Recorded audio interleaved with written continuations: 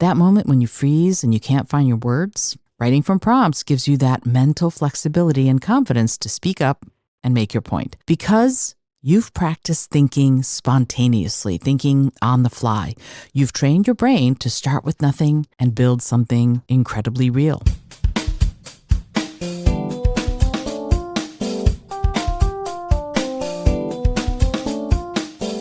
Welcome to Your Creative Mind. This show is all about tapping into your creativity and using it to build a life you love. You'll hear practical tools, inspiring stories, and conversations with artists, writers, innovators, and changemakers who are doing the work, so you can too. Let's spark your imagination, focus your energy, and create with purpose. Ready? Let's go.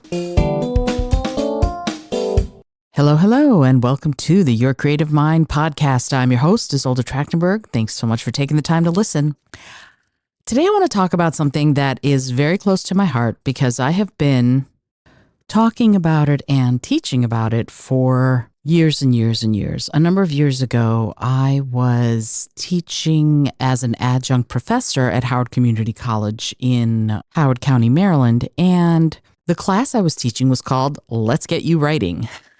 I know, it's very on the nose, but that's what these folks wanted to do. And one of my favorite techniques for getting people writing was to give them a prompt, to give them a kernel, a seed of what they needed to begin their stories. Really, it seems really simple, but that can be deceptive actually, because it's really powerful. It's profound. And as I said, it's one of my favorite all-time tools to grow those storytelling muscles and to boost communication confidence. So I want to really think about and talk about writing from prompts and how it can change the way you think, the way you speak, and really the way you show up in the world. And this isn't going to be a long, huge episode, but it's for every single person who's ever stared at a blank page or a blank screen and gone, where do I even begin? And the answer is you start with one word, with a single word, a prompt, an object, a location, a job, a sock, a pen, and it can be that simple. And why it can seriously upgrade not only your storytelling, but your communication skills is because you don't need the perfect idea to start. You don't need the perfect, I know I'm going to write the great American novel to begin writing. You just need that one word, one noun, one ordinary thing that sparks a question. As I said, a pen, a bridge, a backpack, a window, a pitcher, a baseball, a musical instrument. That's it. You don't need a huge idea. You just need a starting point. And what this means is when you're writing from a prompt, it means that you don't begin with a plot or with character, but with that kernel, that seed. And it's one that you water and you explore and you turn it over like a rock in your hand. And with enough curiosity, you're going to have a story. And you know me, you know how much I love curiosity. And if you follow your curiosity about that object, no matter how ordinary it is, you're going to get some really incredible stories out of just that one object. And that's the whole point, is that ordinary words can create extraordinary worlds. And here's where the magic happens. Most people look at a word like pen and think, okay, you use it for writing. End of story. But not for you. You are a writer, or you're becoming one. And that means you are learning to see through the word to the bigger picture. So, for example, that pen could be one used to sign a secret treaty or one that was used to sign the Declaration of Independence in the USA. Or it can be a pen that has been passed down through generations from mother to daughter, and it has that special significance. Or it's a magic pen where being passed down from mother to daughter, it only writes the truth and foretells the future to that mother and daughter from generation to generation to generation. So these are fortune tellers who write what is to come with that pen. Or it's a pen that writes by itself when ghosts want to be heard. Or it's a pen that only tells the truth, no matter who holds it. So if you don't want to tell the truth, don't take that pen. See what I mean? When you're writing from prompts, you can train your imagination to go deeper, to turn something mundane into something unforgettable. And here's my little secret. That skill, that ability to go from mundane to unforgettable, it doesn't just help you write stories. It helps you craft emails. It helps you tell better jokes, speak more clearly, and explain your thoughts under pressure. So let's get really practical. When you start with a simple word and you build a story, you're practicing a number of things. You're practicing your skills for gaining clarity.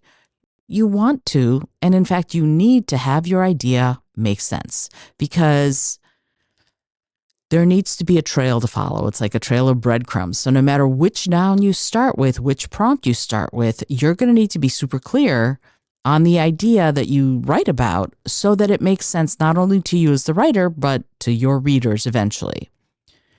You also are working on developing your voice. You develop how you sound on the page, how the person thinks and speaks when you eventually have a character, unless the character is your noun. It could be the pen is sentient somehow.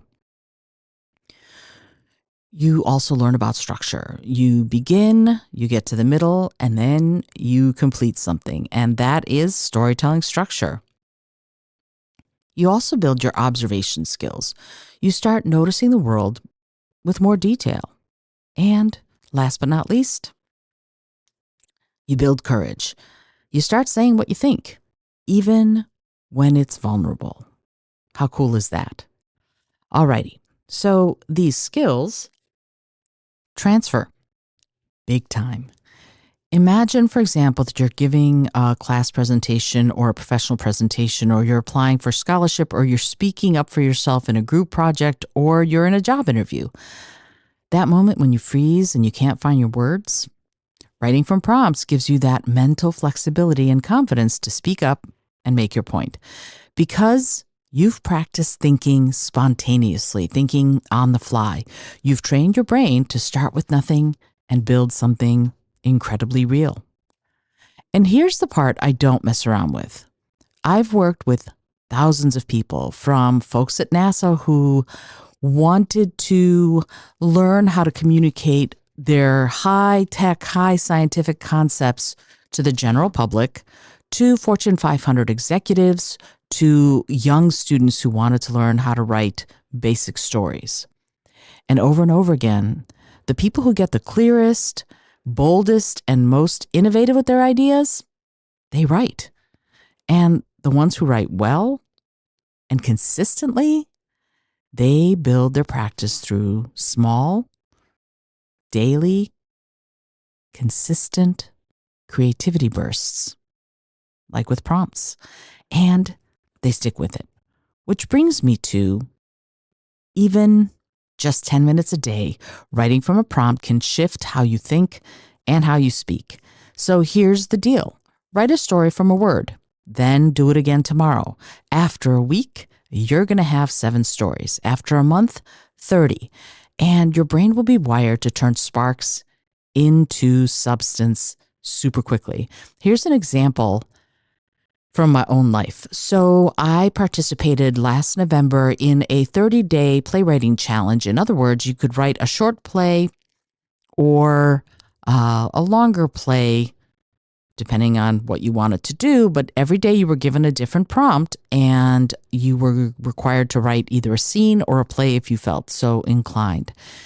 And honestly, I don't remember at the moment what the prompt was for this play. Maybe I'll put that in the show notes. But one of them was asked for us to do something maybe science fiction-y. I don't even remember at this point. But I wrote a small scene about these 2 women who were going to be doing something with something called the Memo-matic. And it is a machine that gives you the opportunity to get your memories sort of shown to you, but not through your own brain's filters, but rather exactly how they happened. Anyway, I started this, wrote a short 5-page, maybe 4-page scene from that.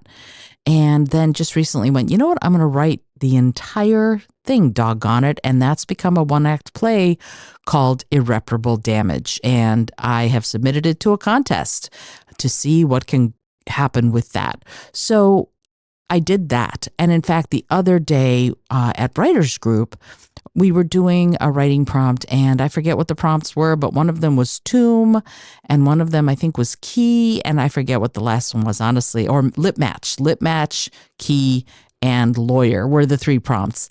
And I wrote a scene that's going to be a scene in one of my Gemma Blackthorne books that's upcoming. If you heard me talk about Gemma Blackthorne before, that's great. If you haven't, who she is she is a true crime podcaster who she doesn't solve this murder or that murder. She goes after who was Jack the Ripper.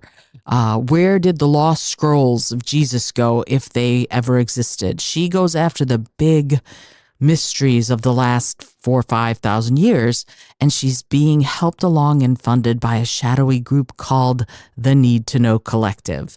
Anyway, I decided that I was going to see if I could write a scene from an upcoming Gemma Blackthorne book as part of this writing exercise. We do this at every meeting. We take three prompts, actually: an object, a location, and a profession, and we have to write a short story based on those three prompts. Do you have to use all three? No. I like to try and incorporate all three just because that's who I am. That's what I do. Regardless, here's the point of it. I wrote this scene, and it stands alone as its own short story, maybe I think 500 words or something, but it also works really well as a scene to the book. And in fact, writing that scene made me go, oh, I know what the first Gemma Blackthorne mystery is going to be all about. Now I have that idea, and I'm going to be writing that book this summer. So that's part of the thing here, is that if I do this consistently, I'm going to do it from now on. Whatever prompts we get, I'm going to see if I can make those prompts into a short story that fits my book that I'm trying to write. And that way I am petting two cats with one hand, as they say.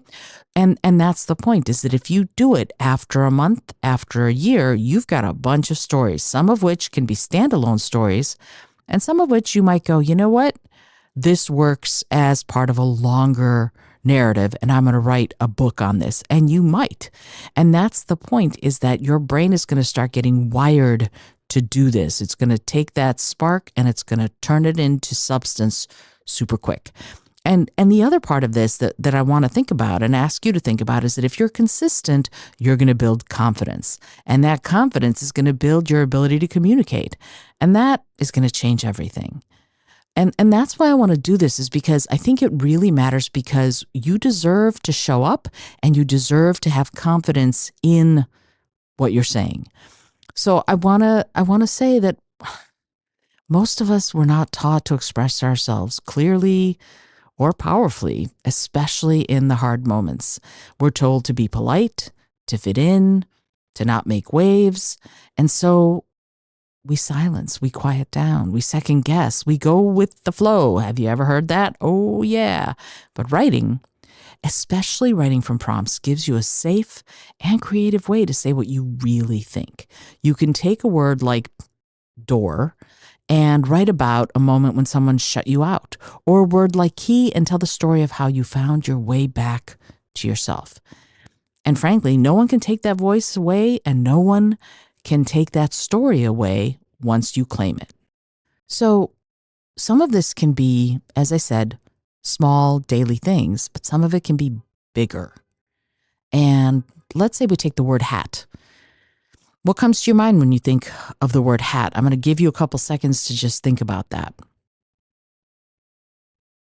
Now, it could be Sherlock Holmes' seersucker. It could be a detective's fedora. It could be a magician's top hat that contains some sort of secret. It could be a beanie that holds the memories of the person who wore it before.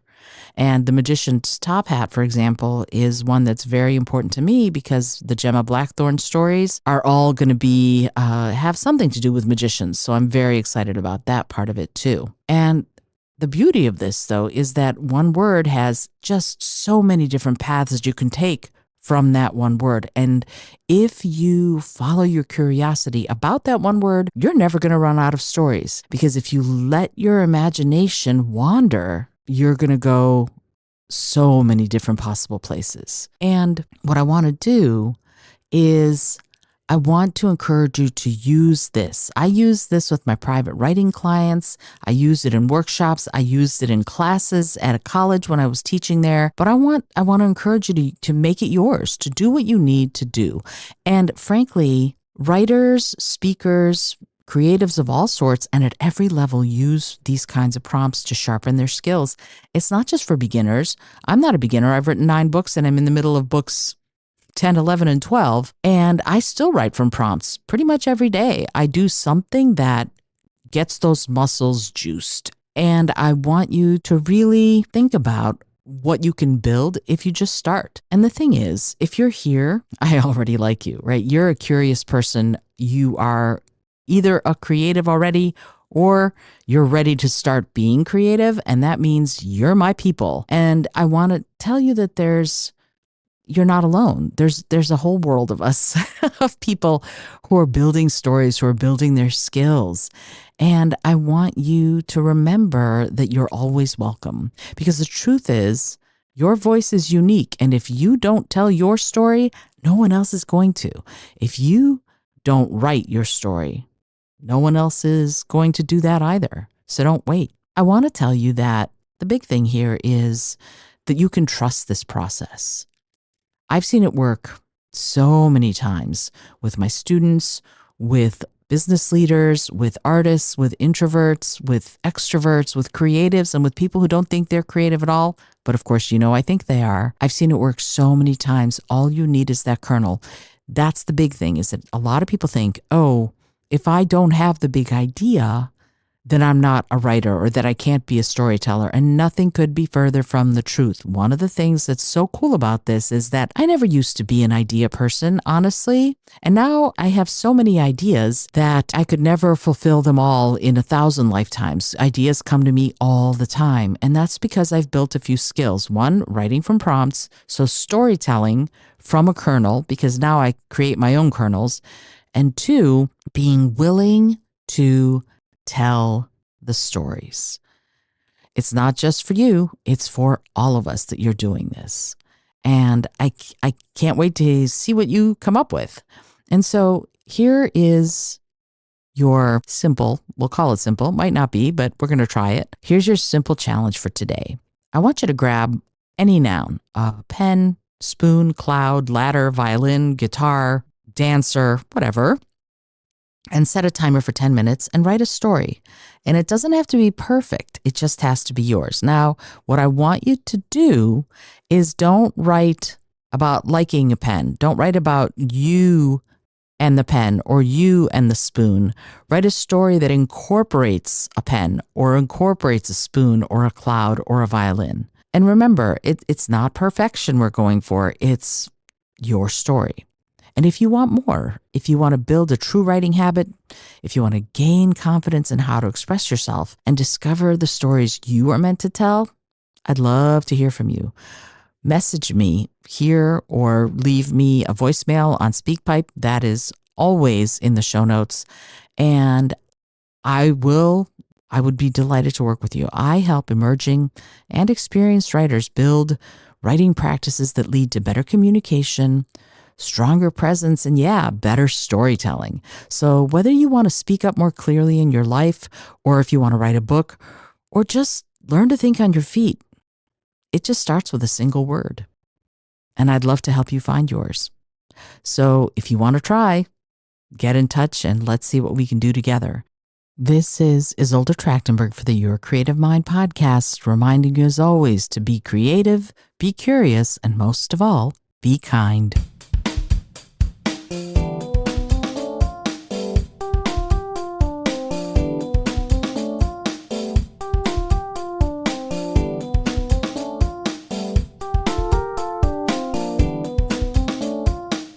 Thanks so much for joining me today. I really appreciate you being here. Please subscribe to the podcast if you're new, and it would mean the world to me if you told a friend about it. Today's episode was produced by Isolde Trachtenberg and is copyright 2025.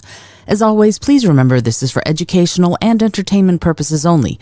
Past performance does not guarantee future results, although we can always hope.